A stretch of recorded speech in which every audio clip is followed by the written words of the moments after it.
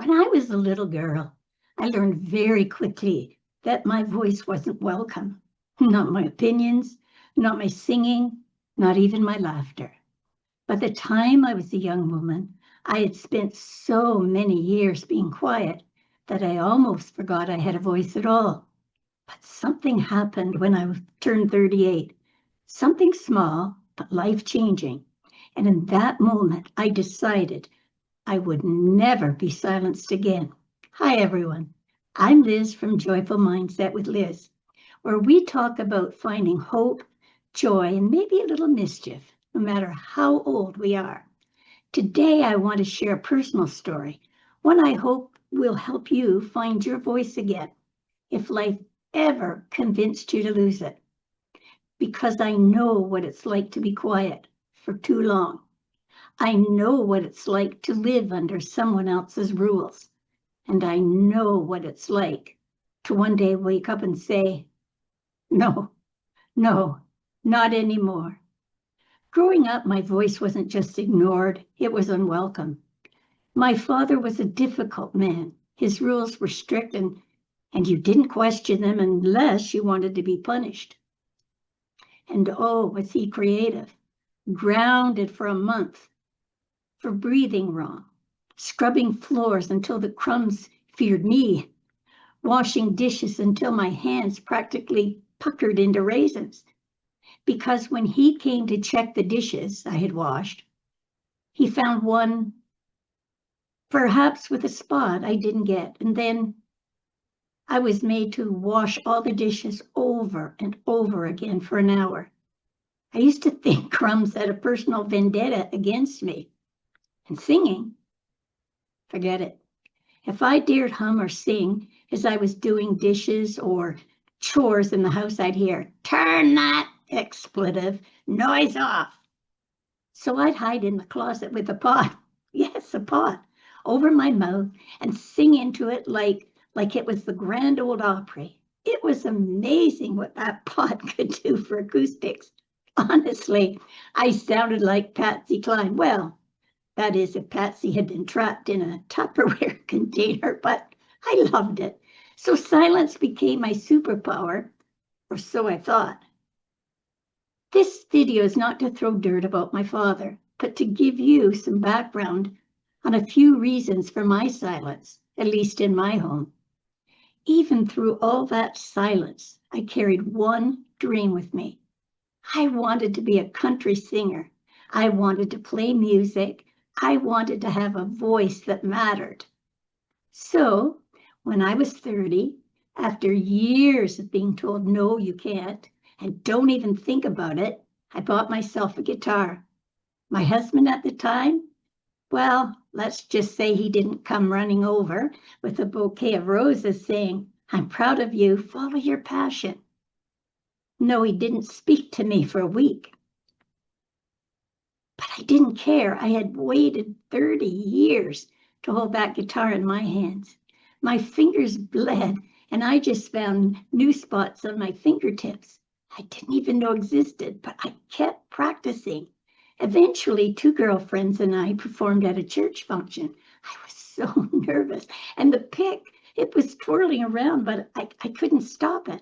I did sit down, though, and the girls said, well, they said they could see the back of my blouse. It looked like my heart was pulsating out the back, and I certainly was perspiring. We got a standing ovation, and someone from the back of this huge hall shouted, you should be in Nashville. That did it, and something inside me whispered, Liz, keep going and don't ever stop.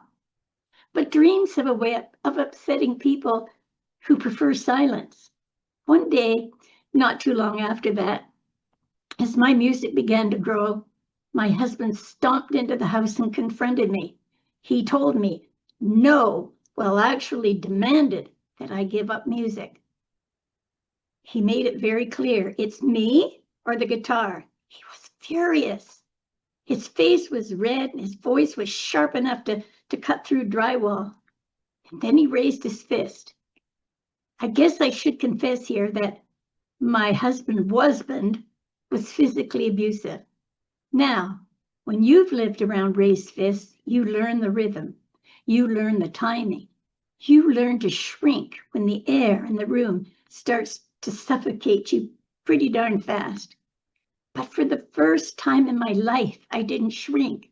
I didn't run, and I didn't go quiet. I said, you might as well hit me, because when and if I get up, I will still play my music. Well, I said more, but I can't repeat what I said on here. But let me tell you, even I was stunned. I said that. I remember bracing for the hit with eyes closed, but when nothing happened, I looked up and saw that he looked startled, almost as if I had grown 3 heads and each one had a guitar. And slowly, very slowly, his fist came down. Not on me, mind you, but to his side.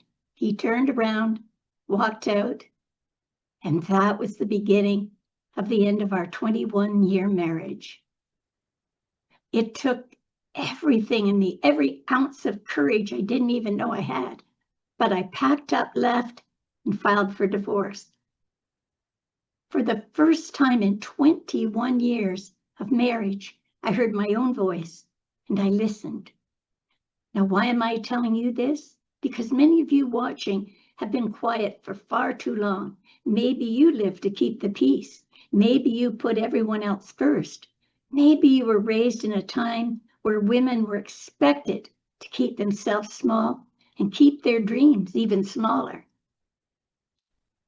Or maybe you went through things you don't talk about, that stole your voice without you even realizing it. And now you're in your senior years, or maybe you're even younger like I was before, and you ask, is it too late to speak up? Is it too late to begin again? Is it too late to finally be myself? Let me tell you something, from one old firecracker to another. It is never too late to find your voice. Never. If you can breathe, you can begin again. That's been my slogan for years, and I say that to you with love. When I left that marriage at 38, I didn't magically become confident overnight. That's not how it works. Sometimes finding your voice begins as a whisper and grows with time. But once I took that first step, life opened up. I built businesses, I wrote songs, I performed music, I started new careers, I healed, I learned, I reinvented myself more times than I can count. I even found myself at 80 years old, standing on the stage of Canada's Got Talent, singing a song I wrote called Crabby Man, go figure, and getting a standing ovation and 4 yeses at 80. Another thing scratched off event from my bucket list. Well, if that doesn't tell you life is full of surprises, well, I don't know what will. So if you're watching this today, I want you to hear me. You are not too old. You are not too late. You are not finished. And you are absolutely not invisible. Your voice still matters. Your dreams still matter. You still matter. You might not want to buy a guitar or play an instrument, although if you do, I highly recommend it. You might not want to stand on a stage at 80, but maybe your version of finding your voice is simply saying, no, I deserve better, or yes, I want, or I am going to try something new, or even I'm ready to live my life for me now. Looking back, that moment at 38 when I stood up for myself didn't just save me, it started me. It was the day I remembered I wasn't put on this earth to be quiet. I was put here to sing, to laugh, to create, to inspire, and apparently to apply talent shows long past my bedtime.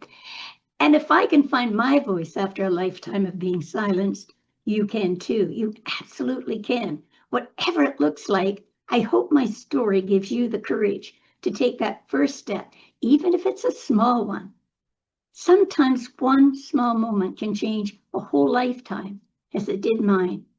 Thank you for spending this time with me today. If this touched your heart, inspired you, or give you a wee smile, even a little, I'd love it if you'd subscribe and join me on this journey. And remember, if you can still breathe, you aren't finished. Take care. Keep smiling. Love ya. Bye for now.